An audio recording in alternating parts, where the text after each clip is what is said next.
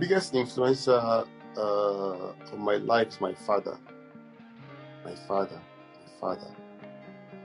And I'll share with you something that happened in Federal Government College, right? You know, as a kid, I was a handful. As you will know, David, you know. I was a handful, you know. I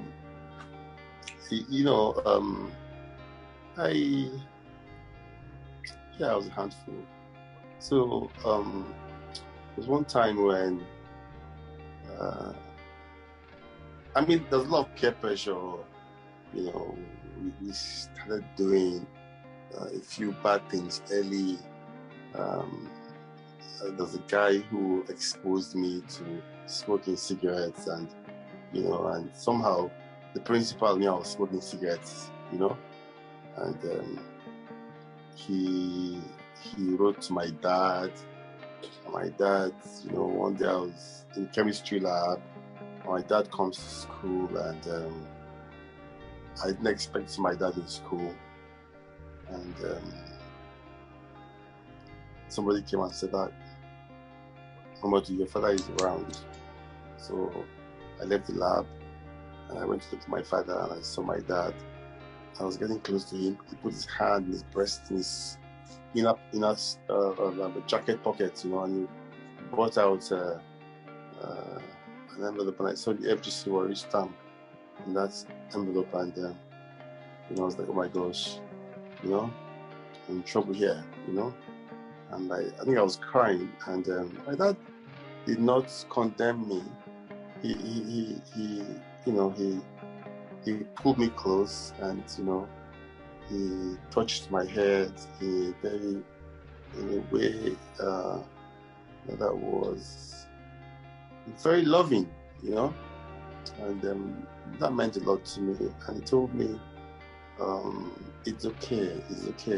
You know, I had hoped that my dad would condemn me. I'd hoped that my dad would admonish me, but he did not. The world did not end that day. He was very compassionate. He was very understanding, and he said, "It's okay." I remember his words. "It's okay, son. It's okay, son. It's okay." And that was how we went to the principal's office, and my dad stood for me, even when I did not deserve that, you know. And that's something I remember for the rest of my life.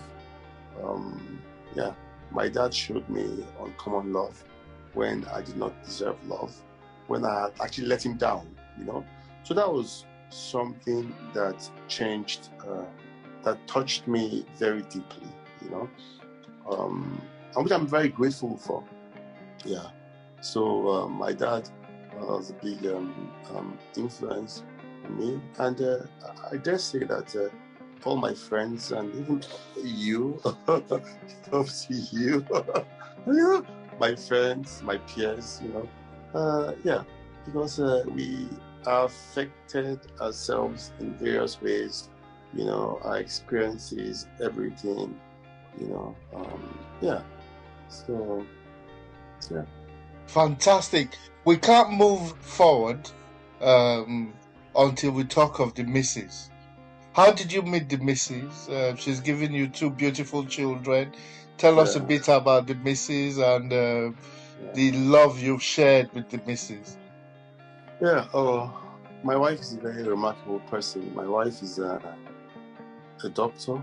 My wife is a product of the University of Lagos Medical School. She's an internal medicine specialist. She's a fantastic person. She's a strong woman, you know. Taffy was strong men, and we need strong women to marry us. Absolutely.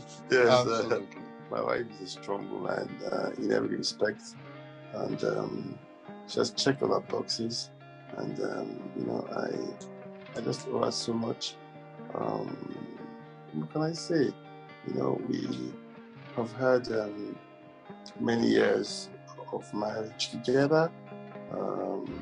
Yeah, she has been great. You know, she has come to decorate my life. You know, she has made me better, and if I have to do it again, I'll do it over the very same way. Fantastic. This is brilliant. So part of what TNN do is to bridge the gap between diaspora and motherland Nigeria.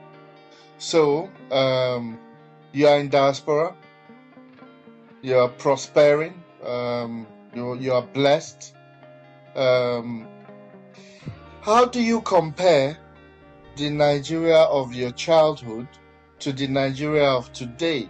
And a second part of that question would be, what do you think we can do as Nigerians in diaspora to possibly help alleviate the situation our country finds itself? Good. So one thing I haven't mentioned is that for 4 years, I was president of the University of Benin Alumni, North America. So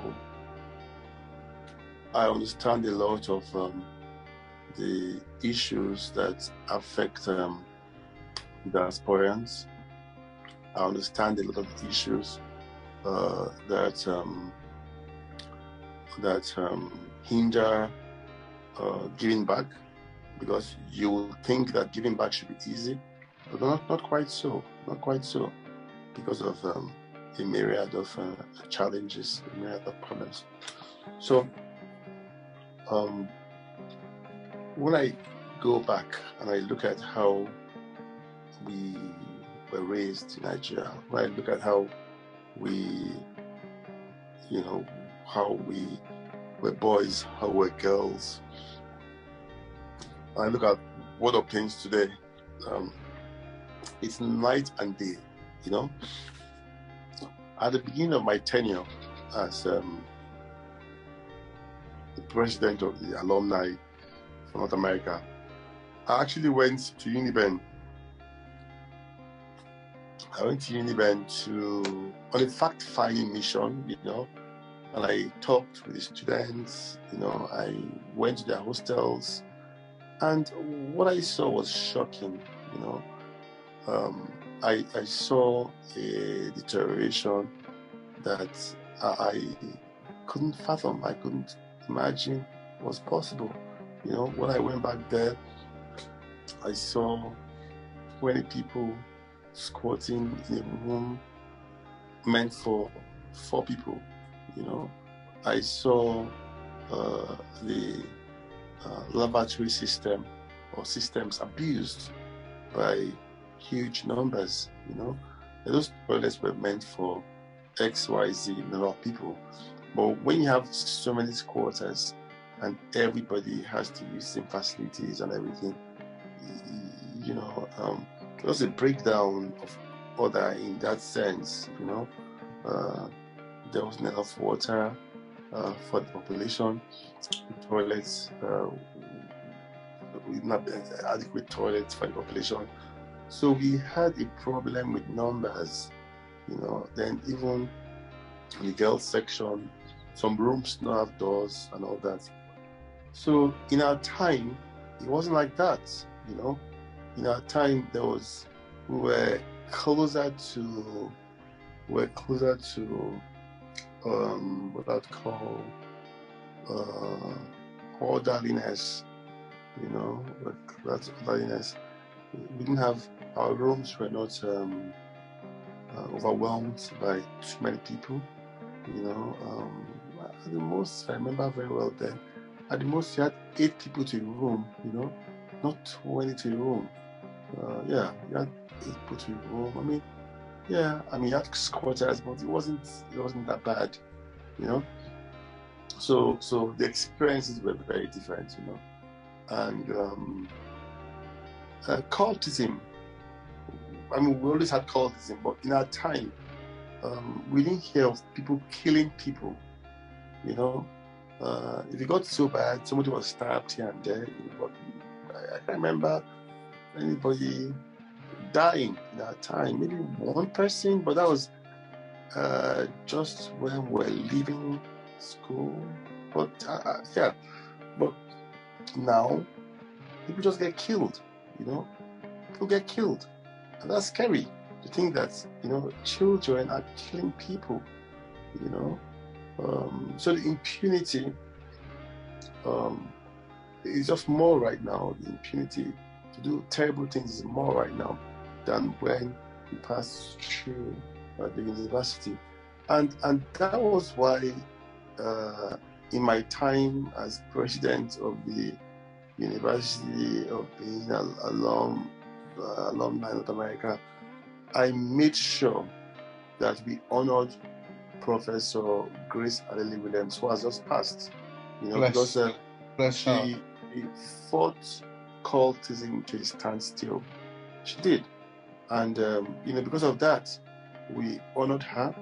In 2018, she came to Charlotte for a reunion, and we honored her in a way that such an icon deserves. And God bless her soul. That was a strong woman who fought cultism and brought cultism to their knees. I hope that we can have many more vice chancellors like her, because it will help a lot to change trajectory. So that's my comparison between the old and the new. And what was the other question? In terms of giving back, what do you think can help Nigerians in diaspora contribute to the betterment of Nigeria? Yeah, that's a big one.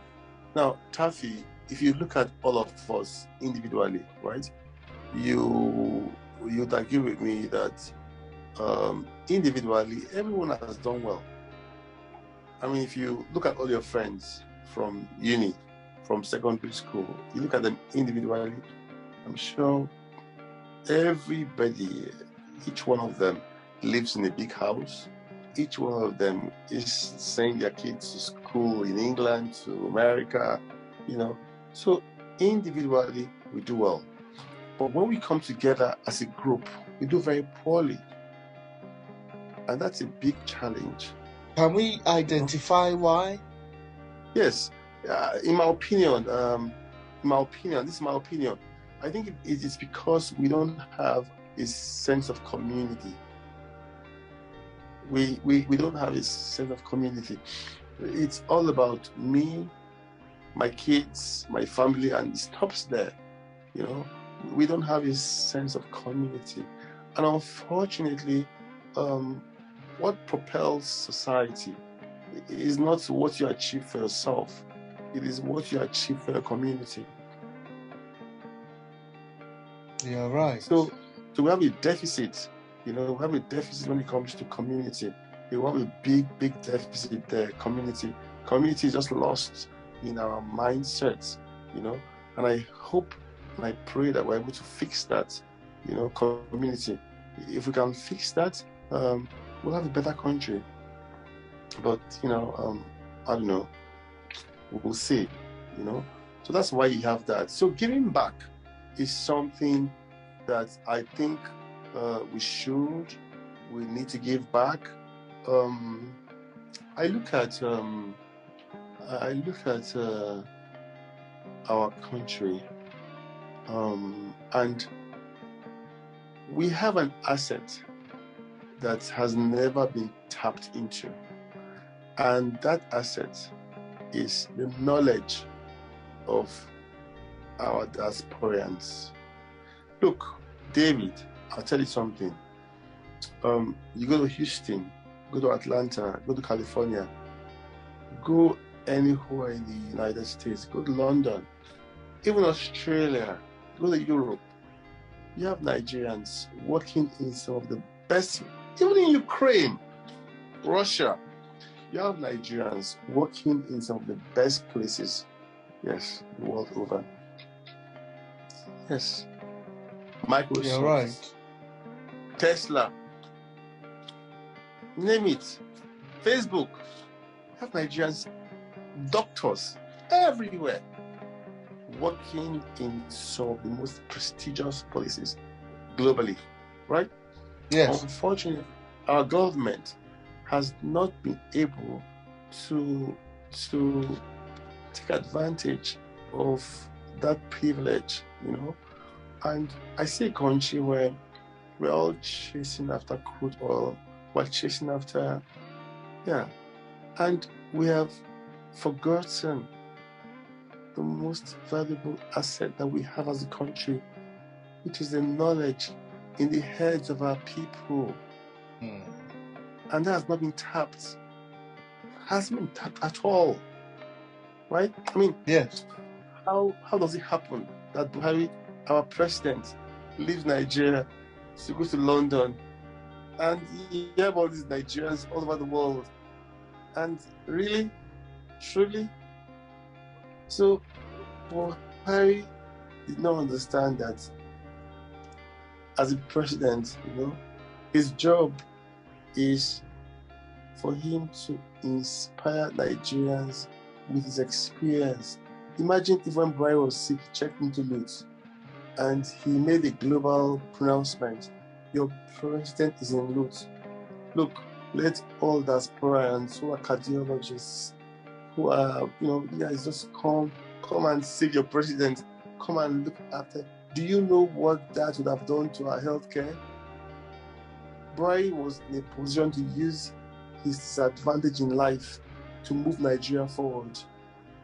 He didn't understand it. He didn't catch that. Instead, he flew to London. Okay, I'm sure in London, very junior doctors looked after him. And more than likely, those doctors would have been Nigerians as well. Exactly, absolutely. Yes. So I dare say that at this time we need more leadership. We need people who understand leadership. But we'll get to that. Let me not go into politics right now. But we'll get to that. You're absolutely right. Give him back. So give him back. I think the government needs to orchestrate a well-defined program that ensures that diasporans are able to give back to the country. I mean, look at America. The biggest lie that has been told to the world is the lie of the American dream. I live in the United States of America. There's no such thing as the American dream. If you want to dream, go and sleep. If you sleep, the world lifts you by. In this country, people work hard. You earn everything that you have. Okay? Yes. This country is not a dream world. America, if anybody does not agree, well, this is my opinion, and I'm strong to say it. America is not a dream world. You earn everything that you own. In this country, there's justice. In this country, there's the rule of law. In this country, what you get is what you earn. So the biggest lie is the American dream. There's such thing. Absolutely, Doctor. Yeah. You've touched on some very key points. There's a word you mentioned, impunity. That word really resonated with me. And if there's impunity, that means the rule of law is almost breaking down. Yeah. So this gives us an opportunity to just briefly talk about Nigerian politics in regards to the 2023 elections and diasporans. At the moment, we are not allowed to vote. How do we change that? Have you thought of any way we could participate in the politics? There's a group I belong in. It's Fixed Politics Nigeria. They're doing big things. They're trying very hard to see that policy. There's a policy change. It's unfortunate that parents are not allowed to vote at this time. But if you ask me, the reason why that is because the people in power today feel very threatened by the diaspora community. You know, if you look at that polity, right, diasporans are the ones who are truly independent. Yeah. We're the ones who can be bribed. We're the ones who are just who we are, you know.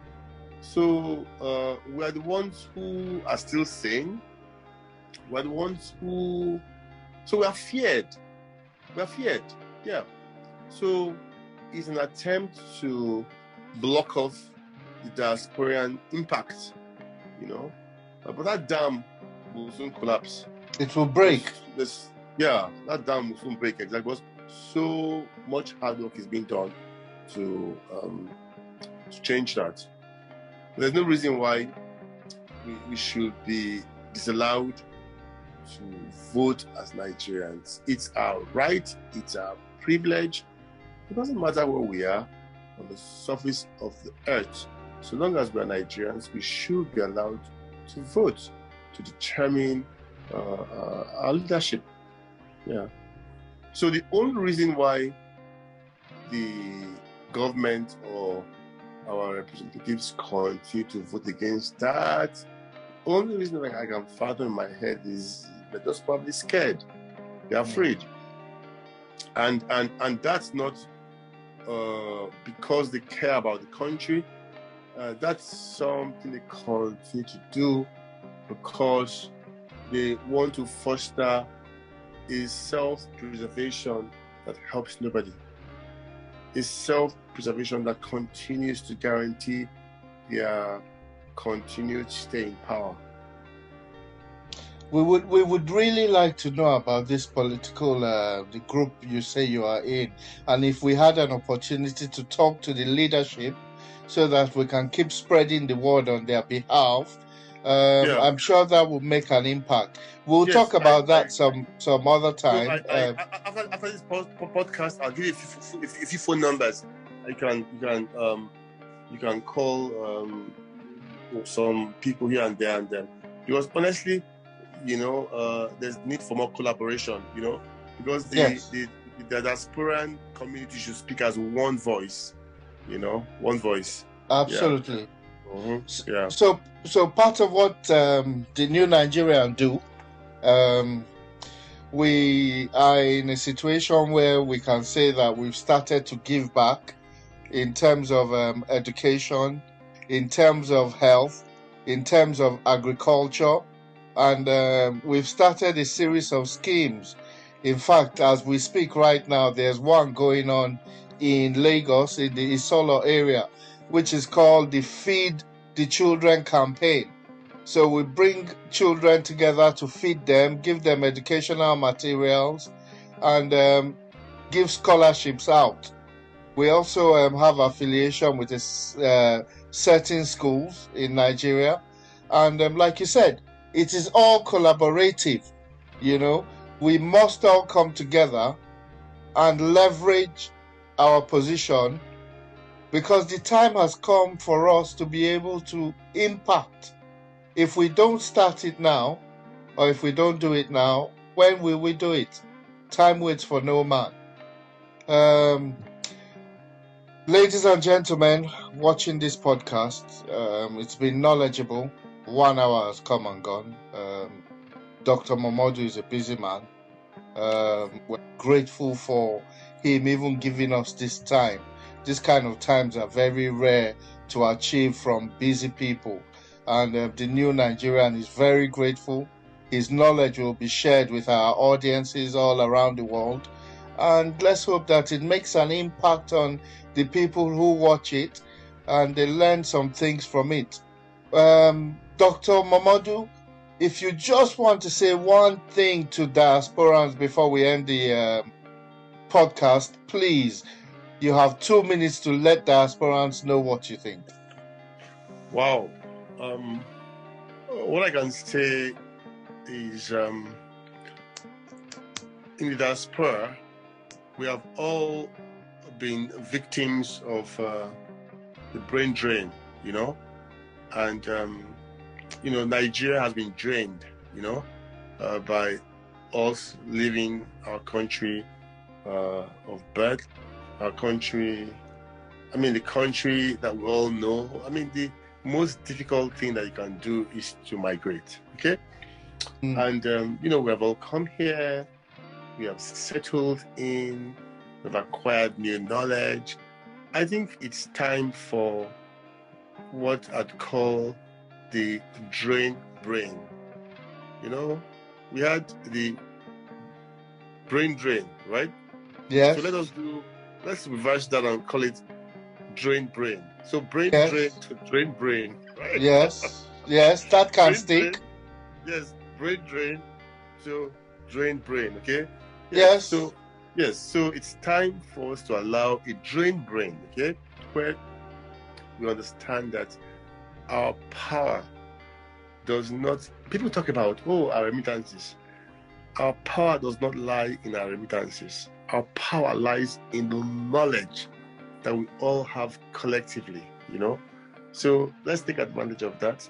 Let's use that power. Let us drain our knowledge, okay? Use that knowledge in a coordinated fashion to uplift Nigeria. Absolutely. Diasporans, you hear it. We have a podcast called The Reverse Brain Drain. We've talked about this issue before, but we need a more coordinated and a more impactful position to stand in so that we can give back, so that we can take back our country. Yes. And deliver for the people. We hope that, like I keep saying, from 1 we will turn to 2, from 2 we'll turn to 3, from 3 we become 4, and infinity. You know, let us work towards trying to develop our country.